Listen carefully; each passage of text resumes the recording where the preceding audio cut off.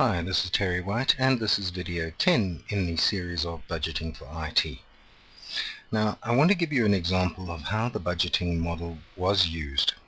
And we're talking about a large mining company that was about to be acquired, and before it was acquired, it was spending 3.5% of its turnover on information technology. They made no distinction about above and below the line spend, and they certainly made no distinction in these different categories.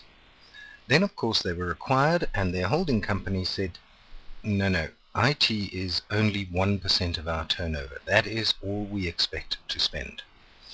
Now essentially they were being asked to cut their IT spend by some 70%, which is going to be difficult, if not impossible, to do.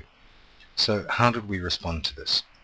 Well, the first thing we did is we looked at how much was spent below the line versus how much was spent above the line. And it turns out that only 1.2% of turnover was spent below the line, and 2.3% was spent above the line, making up 3.5%.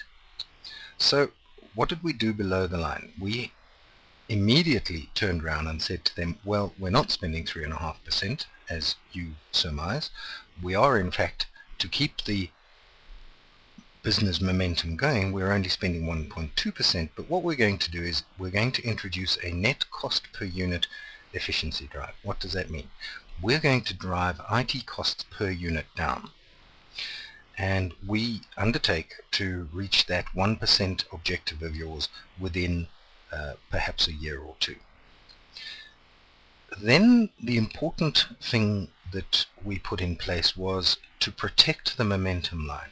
Now what do we mean by that? Essentially, as soon as this area became protected space because it was close to meeting the holding company's objectives, many of the business's projects tried to push themselves below that momentum line. So we had to be very clear on, was this project about maintaining our current business momentum or not? The next thing, obviously, that we did is we said this 2.3% of turnover is a business problem. It's not an IT problem. So we placed the onus on business to defend and or drive that spend.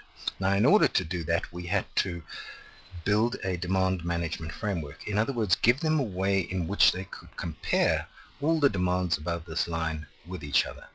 We also introduced portfolio management for all the above the line activities, and then we finally introduced rules for different classes of spend. In other words, if you're spending here, which is the conditional spend, remember it's a delayed risk spend. So we had to define what does it mean to fit a project into any of these categories.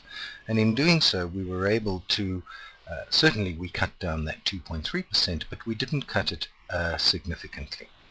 So that's what we did with the budget model, and we looked to the business to justify their above the line spend, and we initiated a program to manage the efficiency of below the line spend.